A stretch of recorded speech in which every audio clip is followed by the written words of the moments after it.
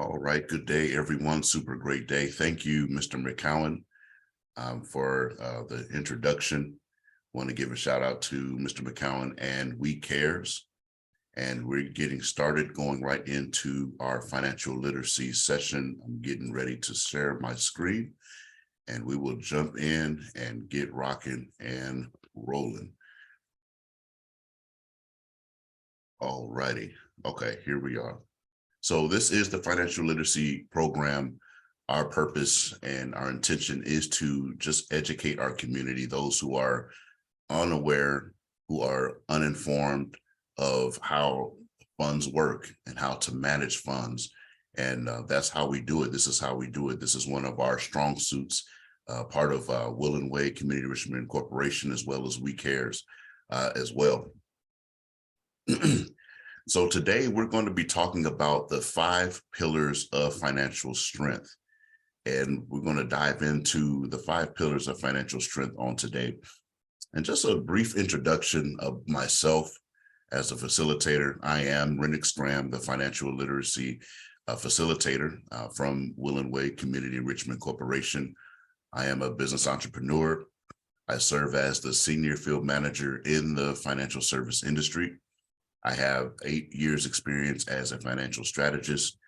I am multi-licensed in different states and here in the US in healthcare insurance, life insurance, as well as retirement pension as well. So that's how I do it. This is how I roll. I love what I do. I'm passionate about it. That's why I'm smiling this morning. So today, once again, we're talking about the 5 pillars of financial strength. This is just a diagram of the way it's pictured, the way we speak with people, we show them the way the pillars work. So when they see this, this will allow them to go into a financial analysis, doing a self-analysis on how their funds work here. All right, so about the 5 pillars, the purpose of the 5 pillars is to talk about our financial house, the strength of our financial house, to ensure that your financial house, it remains standing. That's one of the purposes of the 5 pillars, and to ensure that every angle is strongly supported, to make sure it's strongly standing, is not weak, just in case anything happens in any areas of the home, of your financial house, you're able to maintain the strength and be able to cover any parts and pieces of that as well. Also is to ensure any unforeseen setbacks that will blow your house down. So in case anything happens, anything comes up, you're able to have the financial fortitude to be able to take care of those things as well. As most of you know how the story goes as we were children, the fairy tale story of the 3 pigs, right? And the wolf. And as you remember, the first pig had built his house on straw, right? It wasn't strong enough. The wolf came by, and what did he do? He blew it down because it was not strong enough to withhold the strength and the breath of the wolf. The second pig, he built his house on wood. There was no foundation. There was no stability with the wood. The wolf was able to come by and to also blow it down as well, blow it into pieces, as you can see. But the third pig had wisdom. He built his house on brick and clay, right? But before building the house, the pig had what we call a foundation, the bottom part of the foundation to keep the house steady. And it's the same way, even in actuality, when we're building our house, we're building our house on what we call, it's a cemented foundation. You would never build your house on uneven ground because it will not work. You cannot build your house on sand as well, because any earthquakes take place, tornadoes, fires, any of those situations, or high, strong winds, your house is going down if it's not built on a solid foundation. So like the third pig built his house on bricks where there was foundation. The wolf was unsuccessful with blowing the house down. He ended up going away and giving up. And so that's also a great reminder of making sure we keep our financial house strong. So the key points we want to touch on regarding the 5 pillars The purpose of the 5 pillars, it is an indicator of the understanding you have on the strengths and weaknesses of your financial well-being. So as you're going through your 5 pillars, you're able to pinpoint some of your strong suits, some of your strong points of your finances, right? And then also the weakness part, what areas that need strengthening, what areas needs to be covered, just so that way we're not having to borrow money from other people or having to scrape change and trying to figure ways to cover that part. But it's a great indicator to discover where the strengths and the weaknesses are. Also, another key point is the 5 pillars is an indicator of where you are currently, and it's a great reminder of where you want to be. So it will remind you, okay, this is where I'm at. This is what's happening right now regarding my financial status. Okay, then it will cause you to think, do a self-assessment of where I want to be. What goal do I want to accomplish regarding my finances in all areas there? All right, so the first pillar we're going to discuss is the emergency fund pillar.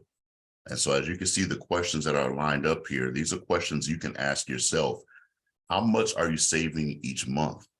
You can be honest with yourself, give yourself an honest assessment, and even write it down on paper and say, okay, what am I doing each month? How much am I saving each month? Am I saving none?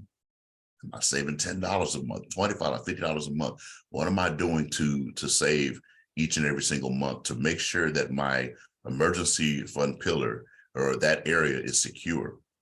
The next question is, what do you have in place for medical emergencies? Right? We always want to make sure we have some type of cushion.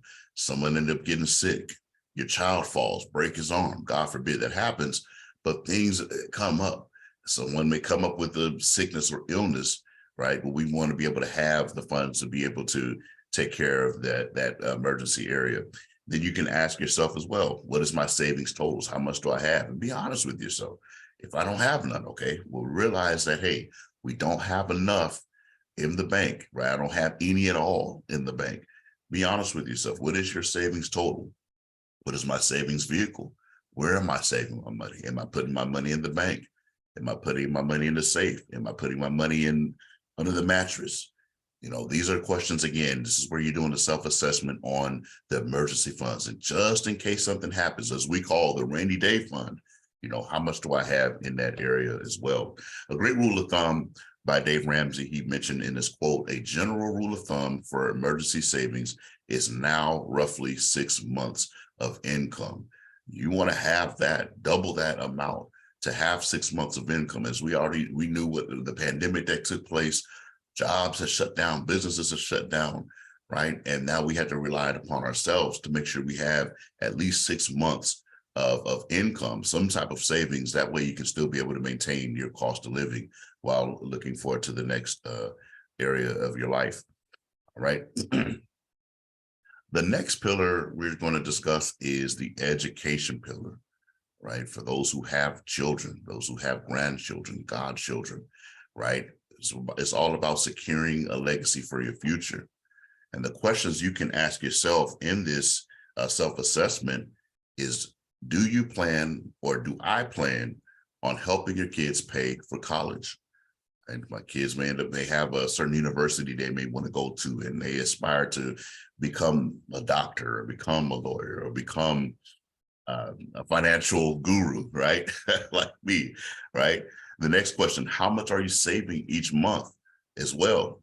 Give yourself an honest analysis. How much am I putting away for my child, or for mothers who are pregnant for their kids? They say, okay, I'm about to have a child, right? I want to be able to save for their college as well. So that way they can be able to go smoothly there. What is your current balance? How much do you have? Write down your children's name. What are their ages? You know, that's where you can be able to gauge where they are, and getting to that time of graduating. And by age 18, you can draw up a nice time frame. And this is how much I need to put away every month.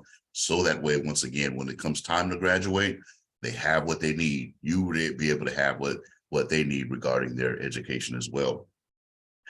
And the quote says here, the great aim of education is not knowledge, but action. That's a real strong quote there. Action. There's no greater way of doing things, but to take action. That's a strong word there. I love that. All right. So once again, you have to ask yourself, what actions am I currently taking to prepare for me, my children's education, for their success? What are you currently doing? Are you not putting anything away? Are you not doing anything about it? Just letting time go by. One thing about time, the greatest currency that's ever given to man is time. What are you doing with your time? Are you putting money away for your future? And at the end of the day, your future is truly the sum total of what you're doing right now. So that's just something that you want to think about as well. The next pillar we're going to discuss is the retirement pillar. That's another, what we call it, a very important pillar there. You have their state pension income. You know, you're asking yourself, okay, what am I putting away? Am I putting into Social Security? Am I putting into TRS, Teachers Retirement Services? Am I putting in a TSP, a thrift savings plan? If you're putting it away for that, or you're expecting a certain amount of income, I would highly suggest that you would connect with a financial strategist, a financial retirement specialist, such as I, or whoever else you may know. They can be able to sit down with you and to do a pension analysis based on what your future income would be when it's time for you to retire. Also, there's other supplemental retirement plans. You have income stream 1, income stream 2, income stream 3. These are things you can also write down. Do I have a 401k? Do I have a 403b? Do I have a Roth IRA? Do I have a 457b plan? Right? Do I have an IUL? These are things that are able to help supplement your income as well, because there's typically going to be an income gap. So we're going to touch in more in depth later in the next weeks coming up as well. And as the quote says, a person either disciplines his finances or his finances disciplines him. And that's one thing that you want to do, is to have control of your finances, knowing where your finances is going. My wife, I mean, yes, I'm a financial retirement specialist, and yet my wife, I would consider her the CFO of the house. She makes sure that every angle is taken care of regarding, you know, our savings, our bank, what we have, what is our goal, what are we going to do to get there, what are sacrifices are we going to make? We can't go out this week out to eat, or go to the movies this week. Hey, we can watch movies at home. You know, these are things that we want to do, and those are ways of how you take control of your finances versus your finances having to take control of you. You're living at the mercy of your finances. We don't want that happening. All right. Next quote is, you never want money to dictate what you can and can't do in life. Just like I just mentioned just now, you don't want their money to be the decision maker, living paycheck to paycheck. Okay, can I do this time? Can I do that this time? Or, you know, we don't want to put ourselves in that uncomfortable position. So we'll touch more on the retirement pillar as well. The housing pillar. The housing pillar here, that is also considered an important pillar as well. I often get questions sometimes of, okay, what does the housing pillar have to do with financial strength? It has a lot to do with that. The question you will ask yourself is, okay, do I own or do I rent? And for those who rent, okay, no worries. You're asking yourself, okay, how much am I paying on my rent? Okay. Then for those who are renters who have the desire to own, you can always take a certain portion of your income, and that same amount you're like paying for rent, you can put half of that away into your bank. That way you can save, of course, for your down payment. The next question is, do I plan on buying a house? What are your plans on buying a house? What are your steps and goals to get to that place to be able to buy, buy a home? Now, those are for those who are renters desiring to become a homeowner. Now, if you own a home, okay, now you ask yourself, okay, what is my monthly cost? How much am I paying on my mortgage every single month? All right. And then what is your goals even with that, with your home? The mortgage balance. Okay. What is my current mortgage balance to pay off the home? What is left to pay off my home there? All right. What is my current home value? Right. Then you can ask yourself, okay, you can do an estimate of how much equity am I getting, right, as I'm building my equity. Okay, what can I do with my equity? There's so much you can do regarding the housing pillar. But in addition to that, though, the purpose of this housing pillar as well is it's also a debt, the mortgage balance. Some people may have 100,000 left over, 200,000 left over, 300,000 left over, right? And so if in case something happens to you, what do you have in place to take care of that mortgage debt? And one of the worst things to have is not have anything in place to take care of the house, to, pay off the home. Otherwise, the debt will be left over to, your family, your heirs, your loved ones who are left behind. All right. Andrew Carnegie says 90% of all millionaires become so through owning real estate. More money has been made in real estate than in all industrial investments combined. The wise young man or wage earner of today invests his money in real estate. There's great benefits in real estate. It really, really is. Equity, equity, equity. That's what I love about it. And as the home value goes up, so does your equity goes up as well. So yeah, definitely ownership, having your name on property is something that is a great goal to aspire to as well. All right. I believe this should be the final pillar here. I would consider this the most crucial pillar of all pillars, which is life insurance pillar. My question I would always ask my clients all the time, what do you have in place just in case something happens to you? Right. And with the life insurance, you can do an assessment here is, okay, the kind of life insurance that I have, do I have a term policy? Do I have a permanent policy? Real briefly regarding the term, think of it of like an apartment, for example. You sign a year lease. For 12 months, you're going to be paying X amount of dollars. And once you get to that 12th month, that's when your lease agreement time is up. Now you have that choice to say, I want to renew my lease, to do another year's lease. You can do that as well. So it's only for a certain amount of time, just like the president of the United States. His first term is 4 years. Term means it's for a certain amount of time. Great president, ran the country well, did really good. He runs for re-election for the second term for another 4 years. You have a total of 8 years. That's a set amount of time. Same thing with term. It's only covering you for a certain amount of time. Permanent is where it's covering you for life. So that means to the time you start, the date of inception, until you leave this earth, you're covered all the way through, and the cost of insurance is still the same. We'll dive into the nooks and crannies of life insurance later on in the weeks to come as well. Another question you can ask yourself is the monthly cost. How much am I paying every month on my term or my permanent coverage? What is my face amount? Face amount says, okay, this is the amount of what we call your death benefit. If and when, not even so much if, it's a matter of when you pass away, right? How much do you have left for your loved ones to be able to live off of that as well? All right. Living benefits. If you become sick, right, and you're in the hospital, but the doctor says, hey, you're not going to die, but you're fairly sick.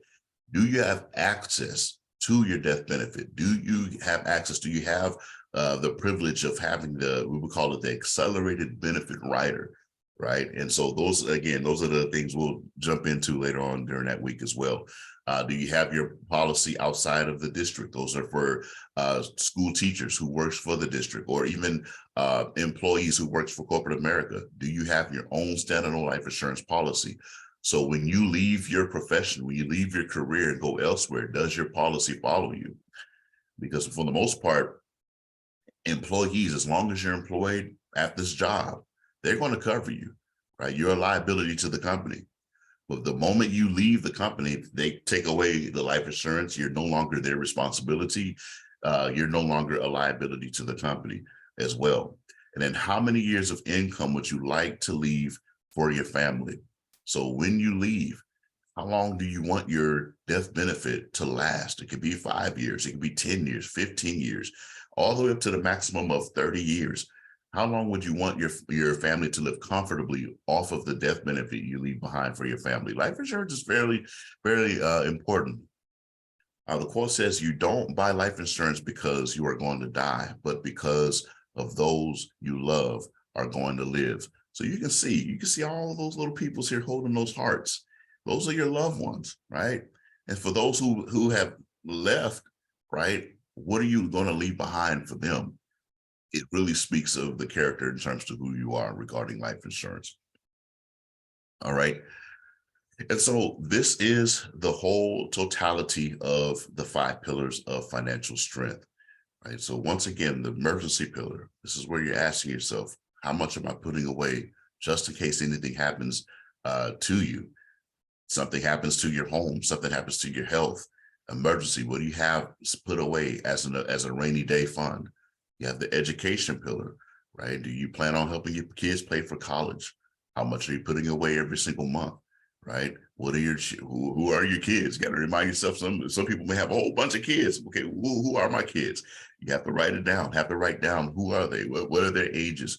Right? That way you can gauge of how much you need to put away for them, so that way they can be set and prepared for college. Even grandparents, if you're trying to put away money for your grandkids, that education pillar is a good way to assess there.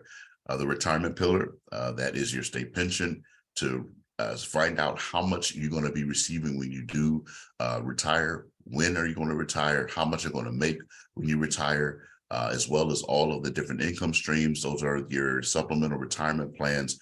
How much will I be receiving from there as well? The aiming goal is to have multiple streams of income at retirement, just so that way you can retire comfortably. I don't think nobody wants to work forever. I don't, and I hope that you don't either. You want to make the rest of your life the best of your life. The life insurance pillar, as a reminder, okay, the coverage do I have? Do I have a term? Do I have a permanent? Do I have life insurance? Do I have none at all? Do I have it through my job? Right? These are questions that you want to assess regarding life insurance. And I look forward to discussing more about life insurance and retirement later on in the weeks ahead. And also the housing pillar. What are your goals becoming, a homeowner or renting the property, right? What do I have set aside in case anything happens to me? How will the home be taken care of? So those are the 5 pillars of financial strength. And you can ask yourself, okay, if I'm able to put some money away or set some money aside, how much can I put away for myself? And it's always a great recommendation. These are one of the things I recommend my clients is you want to put away close to 10% of your monthly or your annual earnings. Most of the clients I know are putting away at least 10%, but even ask yourself, how close can I get to putting away 10%? Just so that way all of my 5 pillars can be strengthened. You write it down in the blank space right there at the bottom. This is my monthly savings. This is how much I can put away, just to make sure that my family is taken care of with the 5 pillars of financial strength. All right. So that is all I have for today. For anyone who has any questions, this is the information that we have here. In case if you need to email us, you can visit our Calendly link as well. You can be able to place any questions that you have, place that in our emails, and also you can set an appointment, with us, and we'll be glad to sit with you and give you a complimentary review. And that's how that works. We want to hear from you. For those who that would love to, take our survey, take the survey as well. You can definitely click on the link, or you can write down that link that you see at the top. You can give your feedback and what we can do to better enhance our community to be of service to you and for you as well. All right. So once again, this is our financial literacy program. I am your host, Renix Graham, on today. Once again, Mr. McCown, thank you for allowing us to take part in this. And we look forward to seeing y'all in the weeks ahead. All right, you all, take care.